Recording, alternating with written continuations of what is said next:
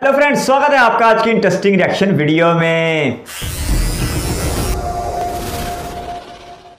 Hello दोस्तों, स्वागत है आपका एक नई वीडियो में। तो आज के इस वीडियो में हम लोग बात करने वाले हैं एक लेटेस्ट अभी आई न्यूज के बारे में, जिसमें ये बताया गया है कि कर्नाटका को भारत में लास्ट क्वार्टर के अंदर सबसे ज्यादा FDI यानी फॉरेन डायरेक्ट इन्वेस्टमेंट मिला है। लेकिन इसमें एक बहुत कमाल की चीज है कि उत्तर प्रदेश, जिस पे मैंने अभी कुछ दिनों पहले ही वीडियो बनाई थी कि इसे $1 ट्रिलियन तक पहुँचाने का गवर्नमेंट सोच रही है, वो टॉप 5 में भी नहीं दिख रहा। तो आखिरकार क्यों कर्नाटका या बाकी जो स्टेट्स जिनमें ज्यादा FDI आया है, क्या वो ऐसी चीजें सही कर रहे हैं जो कि उत्तर प्रदेश जैसा स्टेट नहीं कर पा रहा? और आखिर कर्नाटका के अलावा वो कौन से स्टेट्स हैं जिन्होंने सबसे ज्यादा FDI को अट्रैक्ट किया है, बताऊंगा आपको इस सब के बारे में आज की इस वीडियो में डिटेल में। हेलो दोस्तों, मेरा नाम है दीपक, आप देख रहे हैं इट्स इनक्रेडिबल फॉर यू। तो आइए शुरू करते हैं।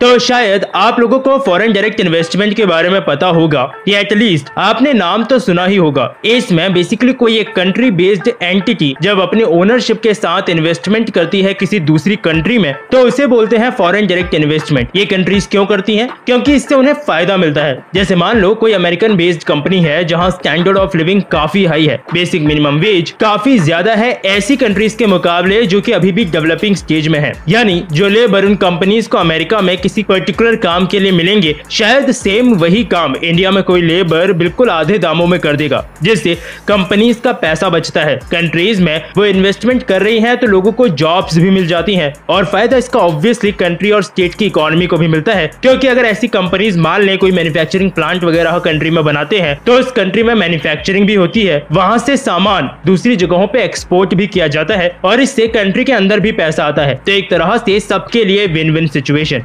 इसीलिए आपने देखा होगा कि हर कंट्री कोशिश करती है कि उसकी कंट्री के अंदर ज्यादा से ज्यादा फॉरेन डायरेक्ट इन्वेस्टमेंट आए। लेकिन कंट्री के अंदर FDI आएगा तो वो किसी स्टेट के अंदर ही जाएगा। अब डिपेंड ये करता है कि कौन सा स्टेट कंपनीज को ज्यादा अट्रैक्ट कर पाता है अपनी तरफ। कंट्री के साथ साथ अगर स्टेट में भी पॉलिटिकल स्टेबिलिटी हो, एक अच्छा स्किल्ड ह्यूमन रिसोर्स अवेलेबल हो, तो चांसेस ज्यादा होते हैं कि स्टेट इन्वेस्टमेंट को अट्रैक्ट करके ले जाए। और कहीं ना कहीं यही चीज हमें देखने को मिल रही है कर्नाटका के केस में, जहां पर एक न्यूज आर्टिकल है जिसमें लिखा हुआ है कि कर्नाटका ने लास्ट क्वार्टर में सबसे ज्यादा फॉरेन डायरेक्ट इन्वेस्टमेंट अट्रैक्ट किया था। और ये बिल्कुल सही बात है। इंडिया में जितने भी स्टेट थे उनमें से कर्नाटका ने सबसे ज्यादा FDI अट्रैक्ट किया था, जिसके बाद नंबर था महाराष्ट्र का जो कि उससे बिल्कुल आधा था। और इस लिस्ट में आगे थे दिल्ली, गुजरात, तमिलनाडु, हरियाणा और तेलंगाना। यानी ये वो टॉप के स्टेट्स थे जो कि सबसे ज्यादा फॉरेन डायरेक्ट इन्वेस्टमेंट भारत के अंदर अट्रैक्ट कर रहे हैं। लेकिन इस लिस्ट में सबसे इंपॉर्टेंट लिंक जो मुझे दिखा वो ये कि उत्तर प्रदेश इतनी बड़ी जनसंख्या वाला स्टेट टॉप 5 स्टेट्स में नहीं आ पाया जो कि FDI को अट्रैक्ट कर सके।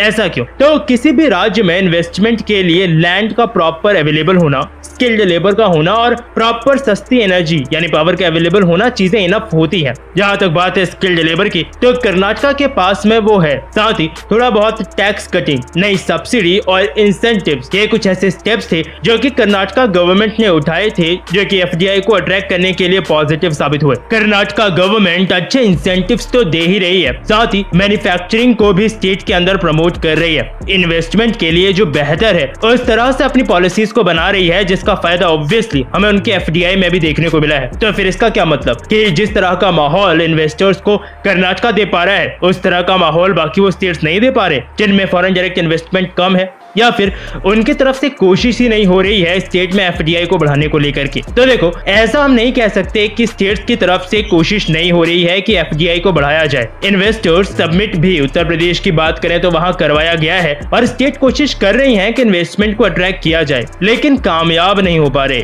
क्यों? स्टेट गवर्नमेंट को थोड़ा बहुत चेंज अपनी पॉलिसीज में करना पड़ेगा। जो विश्वास वो इन्वेस्टर्स का नहीं जीत पा रहे, उन्हें उस पर काम करना पड़ेगा। क्योंकि आज के समय में अब कॉम्पिटिशन सिर्फ इस चीज का नहीं है कि इन्वेस्टमेंट कंट्री के अंदर आए। अब राज्यों के बीच में भी कंपटीशन होता है। अगर एक स्टेट से बेहतर ऑफर दूसरा स्टेट दे रहा है तो कंपनीज चुपचाप वहां चली जाएंगी, और ऐसा हमने ऑलरेडी इंडिया में होता हुआ देख लिया है। ये वैसे एक तरह से देखा जाए तो अच्छा भी है, क्योंकि इससे एक हेल्दी कंपटीशन मार्केट में बना रहता है और स्टेट्स खुद की पॉलिसीज को और बेहतर बनाने की कोशिश करते हैं इन्वेस्टमेंट को लाने के लिए। इसके साथ लेकिन मैं एक और चीज यहाँ पे क्लियर करूंगा जो कि पक्का काफी लोगों के दिमाग में आएगा कि ये जो टॉप के स्टेट्स हैं इनमें मैक्सिमम कोस्टल स्टेट्स ही है, यानी ऐसे स्टेट्स जो कि समुद्र के पास हैं। तो ये तो उनके पास एक डिफॉल्ट बेनिफिट है कि उनके पास में कोस्ट लाइन अवेलेबल है। कंपनीज को लगता है कि पोर्ट्स तक पहुंचने में सामान को कम समय लगेगा, साथ ही ट्रांसपोर्टेशन कॉस्ट भी कम लगेगी, तो कंपनीज इसलिए भी वहां ज्यादा इन्वेस्ट करती हैं। तो देखो, मैं इस बात से पूरी तरह डिसएग्री नहीं कर सकता। इस बात में कहीं ना कहीं थोड़ी सच्चाई जरूर है, लेकिन बाकी राज्यों में कम आए एफडीआई को इस चीज से जस्टिफाई भी नहीं किया जा सकता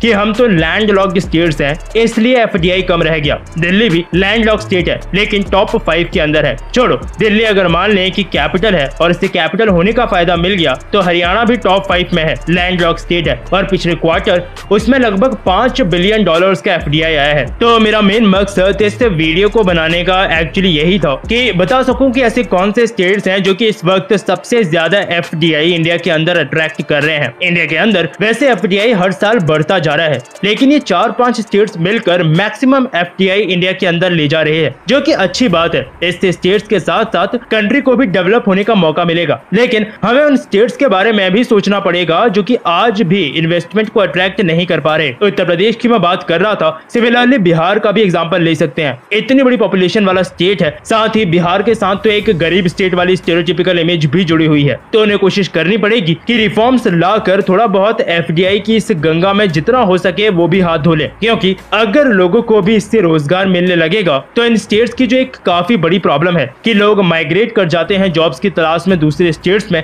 वो प्रॉब्लम भी कम होगी और अपने ही स्टेट में ये लोग कंट्रीब्यूट कर पाएंगे।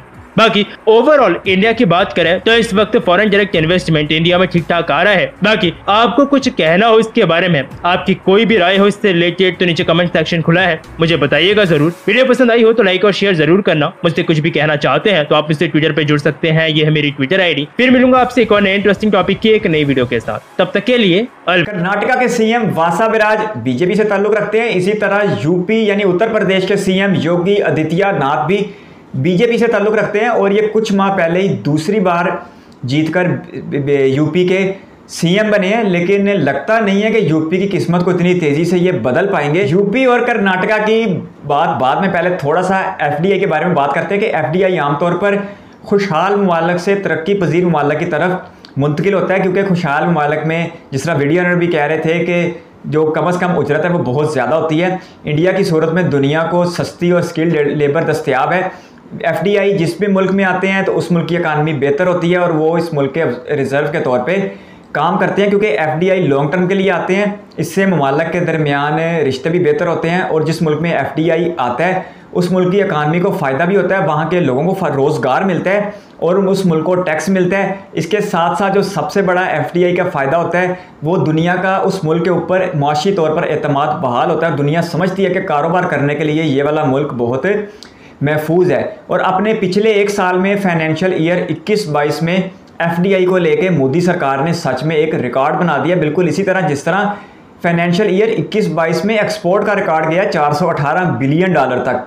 तो ऐसी सूरत में तकरीबन 83 से 84 यानी 84 बिलियन की एफडीआई इंडिया में एक साल में आई है और ये बहुत बड़ा इजाफा है और बहुत तेज़ी के साथ ये इजाफा हो पाया, जो इस बात का सबूत है कि दुनिया के ममालिक और कंपनीज का मोदी सरकार की इकनॉमिक पॉलिसी के ऊपर अच्छा खासा एतमाद है। और इसी वजह से इंडिया की जो इकानमी है उसका ग्रोथ रेट आज हम देखते हैं कि 9% तक पहुंच चुका है, 9%, और ये $ट्रिलियन इकानमी में पहले नंबर पर, जिसका ग्रोथ रेट इतना ज़बरदस्त है। शायद यही वजह है कि इंडिया की इकानमी ने मजमूई तौर पर यानी पूरे मुल्क की और स्टेट्स ने मुख्तलिफ तौर पर अपने अपने अहदाफ सेट किए हुए हैं, अपने अपने टारगेट सेट किए हुए हैं कि हमने कब $1 ट्रिलियन या कब $5 ट्रिलियन इकानमी बनना है। अगर इंडिया की पूरी इकानमी की बात की जाए तो वो तकरीबन 2024 या 25 में $5 ट्रिलियन इकानमी बनने जा रही है। और अगर $1 ट्रिलियन की इकानमी की बात की जाए स्टेट वाइज तो महाराष्ट्र यकीनी तौर पर, यूपी और कर्नाटका और गुजरात सबको पीछे छोड़ते हुए इंडिया की $1 ट्रिलियन इकानमी बनेगी। एफडीआई यानी फॉरेन डायरेक्ट इन्वेस्टमेंट इंडिया में आएगी तो वो किसी ना किसी रियासत में इन्वेस्ट होगी।